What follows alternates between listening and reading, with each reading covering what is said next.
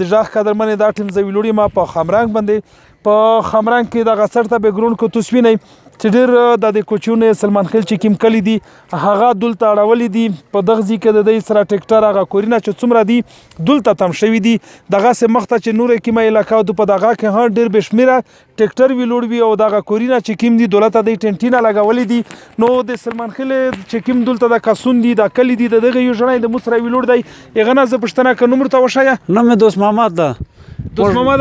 دغه توس دلته ویلې تم شوي دغه نه موږ خو به دغه ګیټ پرېږدوي نه موږ خو به هر وخت تلو راتلو په دغه ګیټ به تلو په انګوراډه بارډر به اوښتو بېرته به راوښتو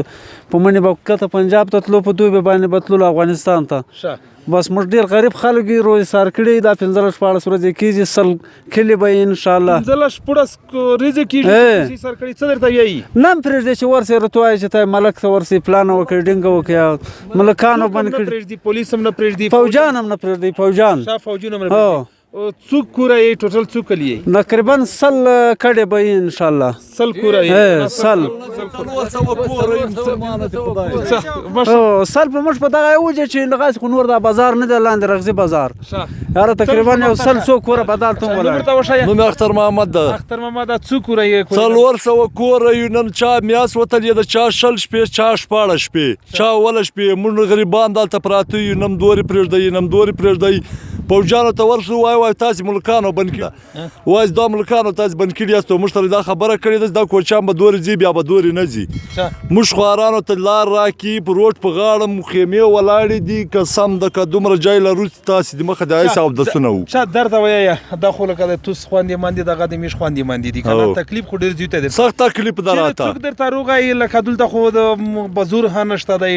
غلو ها نه وي نه بازار شته نه روزه مات شته نه یو شی نشته واڼه چیرې دا موږ دلې دې غریب ژبه پراته یو یخ ته تباه کړو یخ تباه کړو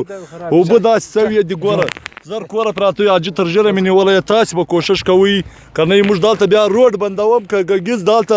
لا حکومت په دې لار رعایت کسم د دا روډ چې ټول تمام کې دا روډ به ما بند کړی جام به ولاړ ډېره مهرباني ډېره شکریه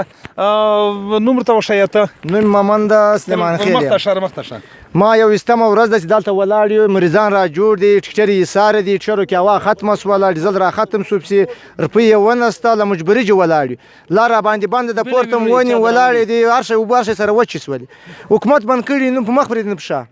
ډېره مهرباني ډېره شکریه جی د ژغ قدرمنې دلته چې کوم کلي وي د هغې د ژنې کسونې پر یو خطو سوار وي ده چې دوی وایي چې تقریبا میاشت پې را کېږي چې د دغه مسلمون ملک مسلمون چې کوم فوج دی د یغ میږي سور کړي هغه میږ دلې اړول ته نه پرېږدي لکه دا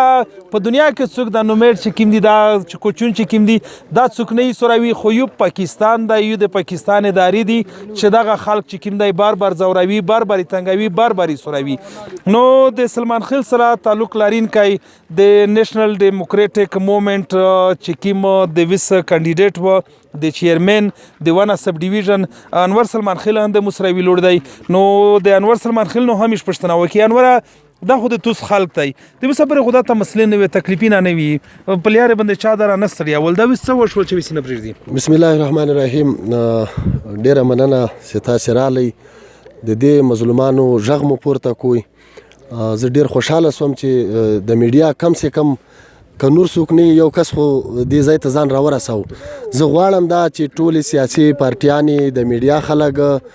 د انساني حقوق سره تعلق لرونکي تنظیم والا خلک هر څوک دې راسي په خپله دې دا حال وګوري چې دا غریبان خلک په سلګونو کورونه دلته د روډ په غاړه پراته دي نن سومه ورځ ده چې موږ منډې وهو زه برګیډ ته لاړم چې کوم خامرنګ برګیډ ده دغه برګیډ چې کوم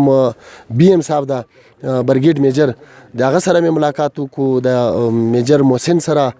او د میجر علي سره مې هم ملاقات وکړو چې کوم ډي کیو ده د دی د هغه نه بعد زه د اے سی صاحب ته ولېږلم اے سی صاحب ته مې اپلیکیشن ورکړو هغه بیا تحصیلدار ته مارک کړو تحصیلدار په هغه باندې خپل راپورټ ولیکو خو لنډه خبره دا ورور چې انتهایی ظلم روان ده دا غریبان خلک دي خلاص اسمان ته پراته دي د دوی سره راشن ختم شوی ده واړه بچیان دي بل ګرم موسم ده دا خلک افغانستان ته هم روزګار ته ځي په ژمي باندې دوی په پنجاب کې روزګار کوي پاکستان کې روزګار کوي په ګرمي کې دا خلک بیا په افغانستان کې روزګار کوي نو دا په صدیو باندې په سلګونو کلونو باندې دا خلک زی راځي نه دا خلک دهشتګرد دي نه دا خلک څه په بل جرم کې ملوث دي ساده کوچان خلک دي د سلیمان خیل قوم سره تعلق لري زه دا غوښتنه کوم چې تاسو د چینل په ذریعه باندې چې خدا را هغه خلک چې کوم ځان ته د دې ریاست واکداران وایي په دې د غور او فکر وکړي دلته موږ IGFC ته دا ریکویسټ کوو اپیل ورته کوو چې دا یوه ډیره لویه انساني المیه جوړېدی سي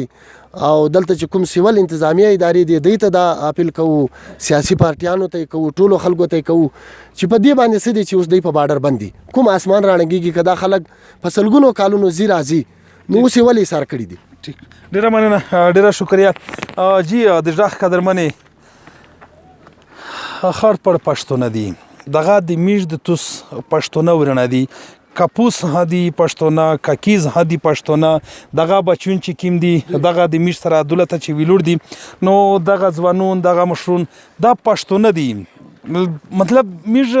رونه جمع دادو چې دلته دا پښتونه په تکلیف دي دا دولت چې کیم میشته پښتونه دي دا پهونه کې چې کیم میشتي په وزیرستان کې چې کیم میشته پښتونه دي هغه د پریو تاویل نه روزي د دې درد